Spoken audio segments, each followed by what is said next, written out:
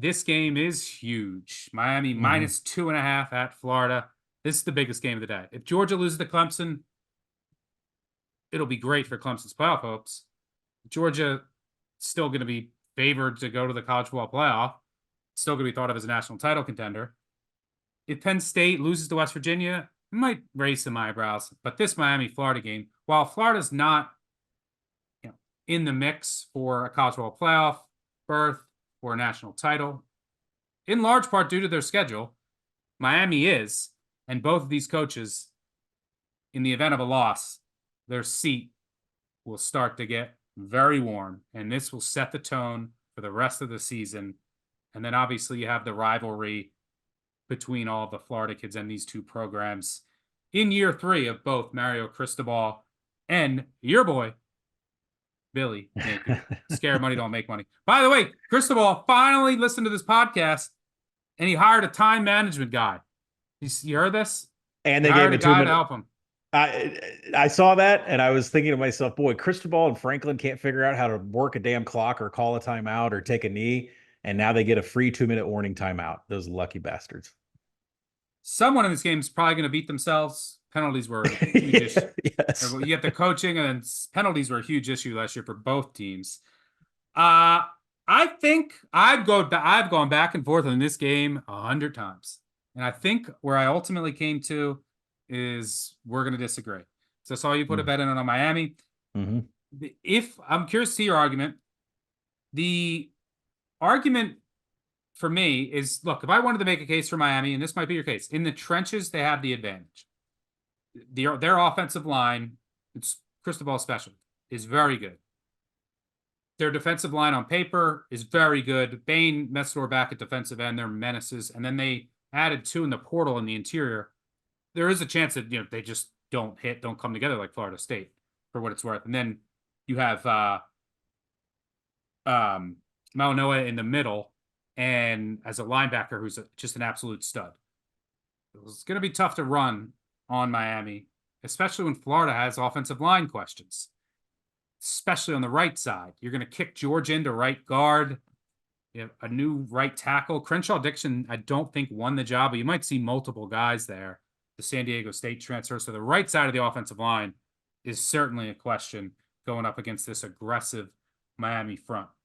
Where Florida does hold an advantage is I think they have a better secondary, because that's the sore spot for Miami. How will this secondary come together? One very reliable corner, but they lost some talent back there. How's it all going to come together? That remains to be seen. Graham Mertz back for Florida, and so I'll sum up my thought on this so I can let you share yours. Is because I keep going back and forth on this, but I do think that Florida and Napier have been much better at home. He's been very good in his time in Gainesville at home, which is one of the best home field advantages in college football for big games. I think they're going to be able to use Mertz's legs some, the misdirection, get Wilson the ball every way possible. For what it's worth, Montreal Johnson, their starting running back, is probably not going to play.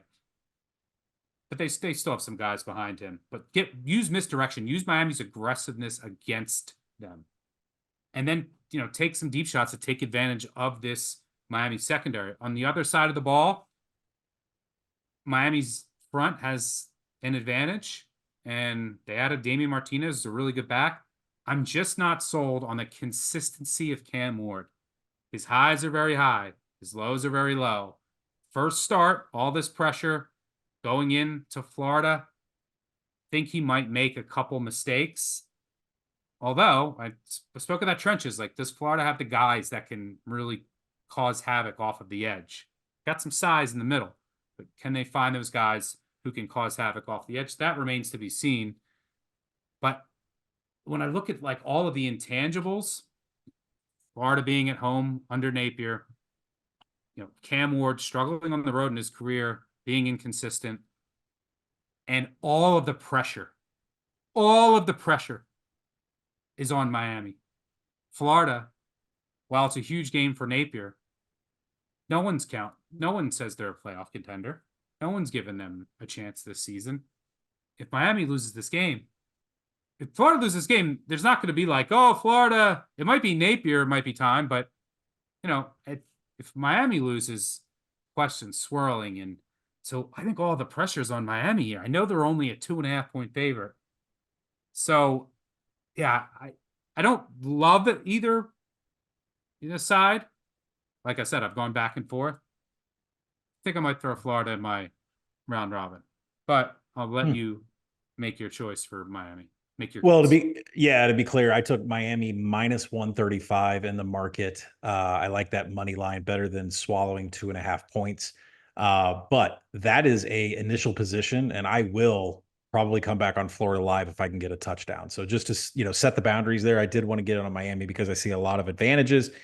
I don't hate Florida in this game, but let's talk about how I think the flow is going to go. Now, Cam Ward and Damian Martinez are in-house for Miami. And what's important to know about Cam Ward is he's the most Brett Favre that Brett Favre has ever been. I mean, 79 turnover-worthy plays in his career to 71 big-time throws. Then you look at his rushing numbers, 46 career fumbles in 4 years at Wazoo and Incarnate Word. The guy is a running powder keg. He can complete a 60-yard touchdown, and he can fumble. He can just hand you the ball in the opposite end zone. But Damian Martinez is a real deal. 20% of his rushing attempts last year for Oregon State went over 10 yards. That is a large number. Oregon State used a lot of heavy outside zone. That's going to change here with offensive coordinator Shannon Dawson. That's going to go to an inside zone, a lot of man. I don't think that will limit Damian Martinez here. It's just a little bit of a scheme change. Miami last year was top 10 in standard downs explosives. It's just a perfect combination for Martinez behind that offensive line. They're going to be able to move some people around. Now, the Florida defense, I don't really have a lot of love for. They fell out of the top 35 in stuff rate and line yards last year, and then they went and added Ron Roberts as a co-defensive coordinator with Austin Armstrong. Ron Roberts has been fired 2 years in a row from Auburn and Baylor. I'm not sure what he adds there. There was a personal relationship and a prior relationship with the Florida coach when he was at Louisiana. So, Florida is great against the pass. Their on target number allowed, which is do you hit your wide receiver in stride in the numbers? They were top 25. The Florida secondary could at least change the path of pass catchers. So, there's reasons to like Florida here against the pass. They do return safety Jordan Castell, quarters Devin Moore and Jason Marshall return. Those guys are quality defensive backs, but I have no love for the front seven for the defensive threat here, and I expect Damian Martinez to move the chains consistently. Now, Graham Mertz, I absolutely love. I love him more than Cam Ward. I can tell you that. I'm on the Miami side, and I actually like Graham Mertz more. Career year numbers last year, lowest drop rate ever, 8th and on-target ball. He was extremely accurate, elite accuracy last year. Even more impressive, think about this, Stuck. Mertz was 8th in on-target ball. The offensive line was 78th in pass blocking. Like, that's pretty impressive split right there that says they how went from great. 15th in the country in sacks allowed 2 years ago to 115th. Yeah, and Graham Mertz is still nailing people in between the numbers. Now, Montreal Johnson, literally like 30 minutes ago, he was just announced that he is practicing without limitations. So we'll see if he's got Wow. this. I thought he was going to be Yeah, out. yeah, 3.5 yards after contact last year, and not the same level of juice that Trevor Etienne. He was just, like 4.2 yards after contact, but Montreal Johnson's still very high quality. And Shamara Dyke comes in from Wisconsin, and I know that there are not some good numbers for what was going on with the Badgers last year, but the 2022 numbers for Shamara Dyke when he was with Graham Mertz, he posted 2.3 yards per route run. That is Graham Mertz putting on an extremely comfortable pair of clothes, like a pair of jeans that he feels comfortable in. That's what he gets with Dyke out of the portal.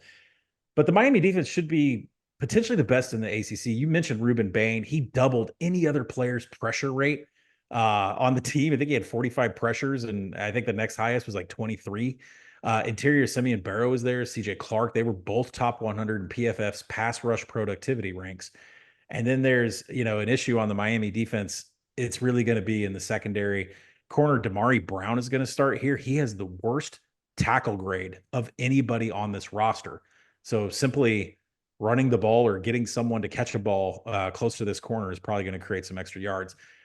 But Stuck, I come back to this. The key to beating Miami is easy. This is going to be the handicap every week. Can you create havoc on Cam Ward? Can you limit the rushing game of Damian Martinez? Florida fell outside the top 100 in defensive havoc last year. There's nothing that says that they are going to be able to get back in the top 100, especially when you lose Prince Emmanuel. Now on to the NFL. He led the team in sack rate. He had 17 quarterback hits. He's gone. And Florida is not going to be able to replicate what he was. Now, 33% of the team's quarterback hits do return, but those come from secondary players last year that were on blitz downs. It had nothing to do with the defensive front seven. So, translation, Florida cannot produce any havoc whatsoever out of the defensive front. That's going to allow Cam Ward potentially some wiggle room to make mistakes and Florida not capitalize on it. The Florida defensive front is not going to be able to stop Damian Martinez from keeping Miami into standard downs. And for that reason, Miami money line was the play. But the fact that Mertz has just been so elite and the place to attack Miami is going to be a corner that grades out poorly in every situation, Florida can make a comeback here. So my position is Miami money line. I do think they win the game, but I am absolutely coming back on Florida if I can get it at a touchdown. My future headline: Cam crumbles in the swamp.